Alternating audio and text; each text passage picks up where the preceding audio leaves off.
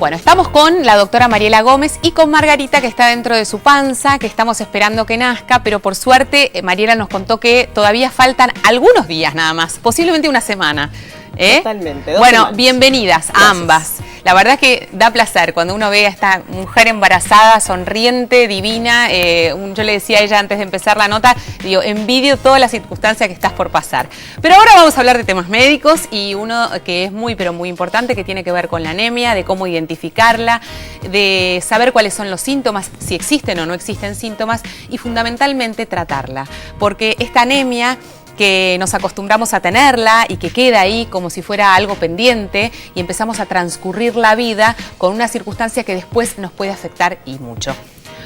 ¿Qué es la anemia? Bueno, la anemia en realidad es un síndrome, el síndrome anémico, ¿no?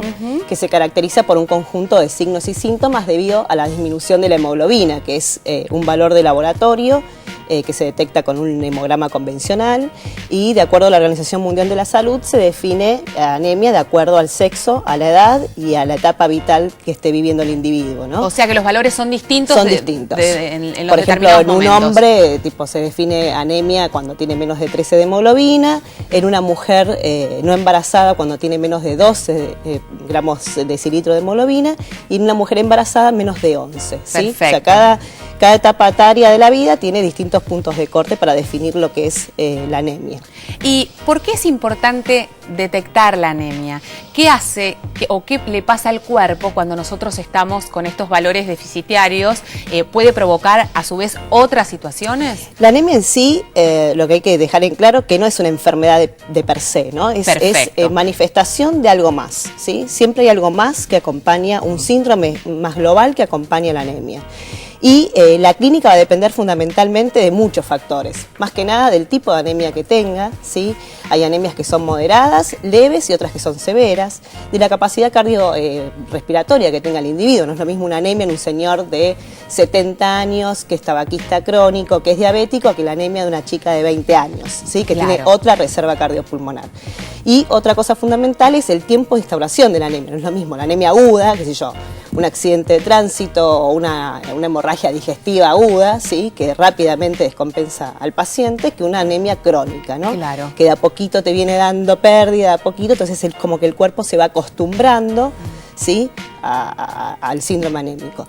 Bueno, y vamos a hablar de estos síntomas, porque son los más peligrosos, porque si uno tiene un accidente de esa envergadura, seguramente está siendo atendido por especialistas en un centro de salud, con lo cual van a saber qué hacer en el momento adecuado. Ahora, ¿qué pasa cuando esta pérdida es chiquitita todos los días, constante, y hace que no nos demos cuenta o nos empecemos a acostumbrar a una cantidad de síntomas que pueden ser peligrosos? El paciente está muy asténico, muy adinámico, o sea, muy cansado, pérdida del apetito, obviamente empieza a manifestarse con palidez cutáneo mucosa, puede tener alteraciones del sueño, alteraciones del humor, ¿sí? En los chicos, obviamente, muchas veces tienen alteraciones del crecimiento. Y después, bueno, obviamente a medida que se va instaurando, empieza a estar muy fatigado, se aparece la disnea asociada a la anemia. Recordar que la anemia, el glóbulo rojo, la principal función que tiene es transportar el oxígeno a los tejidos, ¿no? Entonces, si por X motivo no tengo el glóbulo rojo, o lo tengo disminuido, o no me está produciendo la médula, obviamente esos tejidos van a empezar a tener el déficit de ese oxígeno. O sea que la agitación y la falta de aire podría ser un signo ya de una anemia más profunda. Más importante, sí. Más profunda. Sí.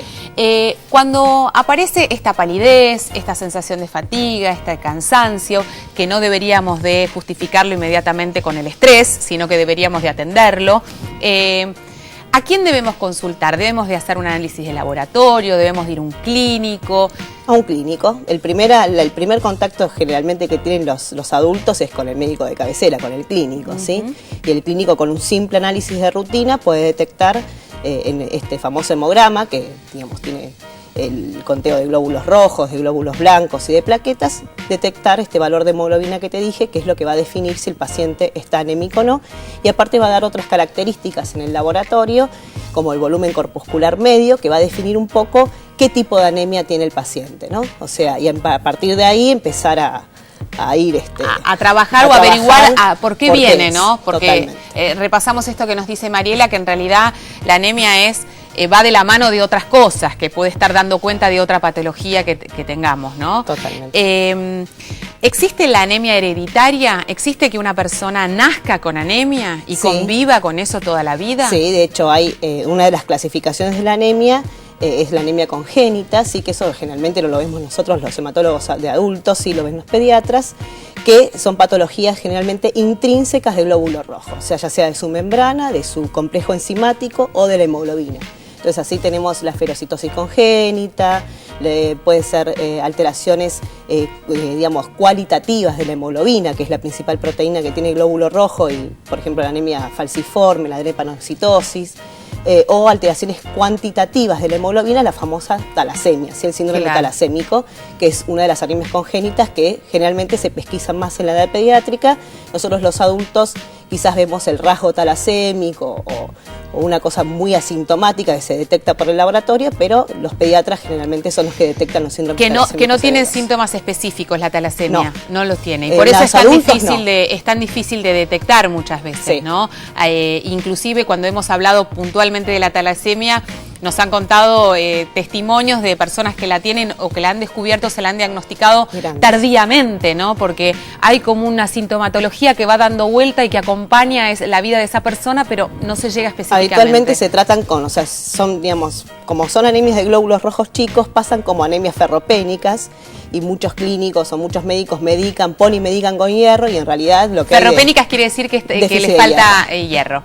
Entonces pasan como déficit de hierro y se polimedican con hierro, y en realidad a la larga siguen anémicos, y lo que salta es la talasemia. En los adultos generalmente llega con una talasemia o asintomática o con un rasgo talasémico, digamos. La talasemia mayor prácticamente hoy está prácticamente abolida, o si hay talasemia mayor es un fracaso nuestro, ¿no? En realidad. Claro. Y los pediatras sí ven más los síndromes talasémicos severos. Las personas que sufren de porque hay, como vos bien decías, está la anemia que está producida por un déficit de hierro, que en ese caso, ¿cómo se trata? Con hierro. Con hierro, que se ingiere a través de un fármaco, o cómo es el proceso. Digamos, lo que hay que tener en cuenta es que el hierro utilizado para el metabolismo del glóbulo rojo no viene básicamente, el 1% viene de la comida. O sea, ese concepto de que como más lenteja, hígado, morcilla, eso me va a generar más reserva de hierro, es más una creencia popular que un tratamiento médico. Obviamente la comida sí acompaña, pero el 99% del hierro que se utiliza en la hematopoiesis viene de las reservas intrínsecas del hierro, ¿sí? Del mismo glóbulo rojo. A medida que va muriendo, va soltando ese hierro, y ese hierro va al depósito, y después, a medida que van haciendo, se va tomando del depósito y vuelve a ese glóbulo rojo. Con lo cual la cantidad es mucho mayor de la que nosotros pensamos. Totalmente. En caso de que esto no funcione correctamente, debemos de agregarlo o vía oral, sí, o intramuscular, incluso con preparados ahora endovenosos, ¿no? Es verdad, porque hay un mito también popular que dicen que el hierro cae mal. Sí, cae mal. El hierro vía oral es generalmente el principal efecto adverso es la tolerancia digestiva, pero habitualmente porque no se toma bien, diríamos. Habitualmente la gente lo toma en ayunas, no debería tomarlo en ayunas, se toma lejos de las comidas, se toma generalmente con jugo de naranja exprimido, ¿sí? Porque la vitamina C favorece la absorción del hierro. Claro. Entonces, mucha gente que toma medicación en ayunas, y obviamente tomar el hierro en ayunas es una bomba, ¿no? Digamos, es muy intolerante. Aquella persona que es diagnosticada con este tipo de anemia, que es de deficiencia de hierro, tiene que tomar hierro toda su vida, debe controlarse, porque esto puede responder a un proceso determinado y después puede solucionarse. Depende de la causa. La causa más frecuente de anemia ferropénica en la etapa joven, en el adulto joven, es fundamentalmente en mujeres, y se debe al ciclo menstrual, ¿sí? O sea, digamos, ciclos menstruales importantes, digamos, quizás con más sangrado de lo habitual, llevan a la anemia ferropénica. Obviamente, ¿esto cómo se controla? Hormonalmente con el ginecólogo, ¿sí? O sea, tomando anticonceptivos o estudiando a ver si existe otra patología uterina, por ejemplo, los miomas, ¿sí? Los famosos fibromas. Sí. Muchas veces dan pérdidas por demás, ¿sí? La causa es esa, entonces se soluciona la causa, se suplementa con hierro, 6 meses, que es lo que más o menos tarda en reponerse el valor de ferritina, que es el hierro en depósito, y ya está. En un paciente que es adulto mayor de 65 años, la principal causa de anemia ferropénica es la pérdida digestiva, ¿sí?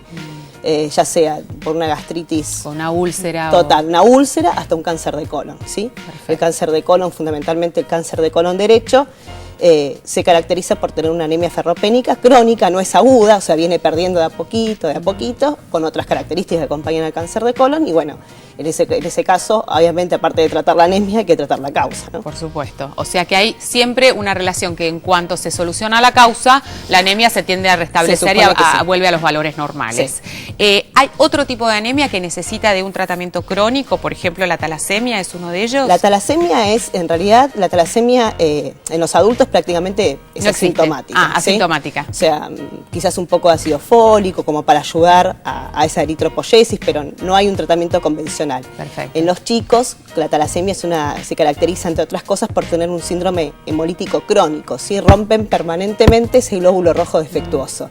Entonces son pacientes generalmente politransfundidos, ¿no? Okay. O sea que quizás aparte del suplemento necesitan regímenes de politransfusión, ¿no? Pero eso responde también a una situación en particular que es la niñez o el desarrollo de la adolescencia. Después esto en la adultez pasa a ser como un aspecto crónico, pero sin mayores tratamientos. Sí, porque prácticamente son anemias leves, o sea, no son anemias que requieren demasiado tratamiento. Perfecto, está bien.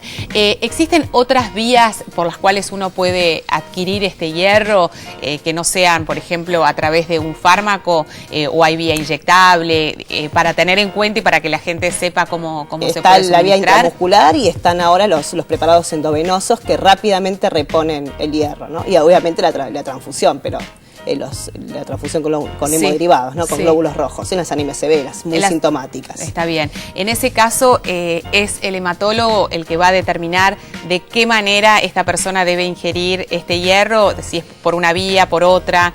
No es una determinación que hace el paciente. No, generalmente habitualmente el clínico general lo que hace es tratar y ver qué pasa con ese laboratorio en el primer mes, 2 meses, y bueno, fundamentalmente la tarea del clínico es detectar la causa. Y nosotros los hematólogos somos los que indican el tratamiento y la dosis y quizás es la especialidad que justamente debería. Una pregunta que tiene que ver con, ¿hay muchos más anémicos de los que en realidad nosotros suponemos? Sí.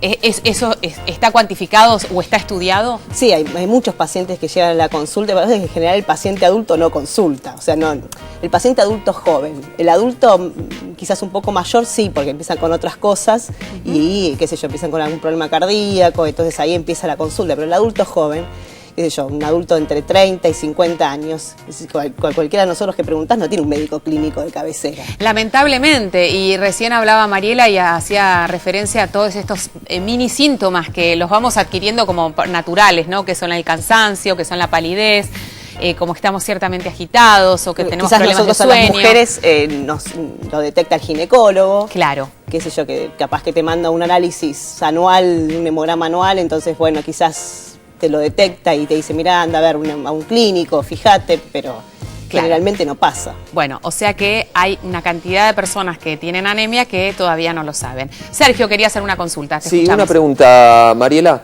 Se dice que no hay que ingerir hierro junto con leche porque la leche retrasa la absorción del hierro. ¿Qué pasa con estas leches que son enriquecidas con hierro? ¿Sirve como tratamiento? ¿Sirve como prevención? Y en realidad sí, porque tienen formatos especiales de hierro que ayudan a la absorción con la leche. Pasa que el hierro necesita más que nada para poder absorberse un medio más ácido y la leche justamente es algo alcalino, pero las leches que tienen preparados con hierro tienen formas diferentes de sulfato ferroso que ayudan a la absorción. Está. Bueno, y recordamos esto que ya habíamos aprendido con nuestras nutricionistas, que tiene que ver con que la ingesta de hierro, de los supuestos alimentos que tienen hierro, deben estar combinados con vitamina C, con todo lo ácido, ¿no? E inclusive también la ingesta de fármacos que tienen hierro. Más que nada, digamos, el fármaco. El fármaco, o sea, siempre con un jugo de naranja, con un jugo de pomelo, con un jugo de limón, no sé. O con el jugo exprimido, con la famosa vitamina C que vienen los preparados, que son tipos efervescentes. O sea, es combinable. Sí, es cualquiera de las dos. Bueno, ok. Entonces hemos aprendido que existen distintos tipos de anemia, que hay una cantidad de gente que no sabe que tiene anemia y que siempre la anemia responde a una patología distinta a la anemia. Totalmente. Es así. Es así. Bueno, ¿y las mujeres somos más anémicas que los hombres? Y sí, porque por eso el punto de corte de la hemoglobina es menor, más que nada en la edad fértil por el tema de los ciclos menstruales. Nosotras una vez por mes tenemos una deprivación y eso obviamente hace que quizás seamos más factibles de tener anemia. Claro. Bueno, Mariela, ¿cuándo es la fecha de parto? 3 de noviembre. 3 de noviembre. Bueno, estaremos atentos a qué pasa con Margarita. Bueno, que salga todo pero muy bien y que lo recibas con toda la felicidad del mundo. Gracias por haber venido. Hablamos de anemia, tenemos que hacer una pequeña pausa, ya estamos de vuelta, no te vayas.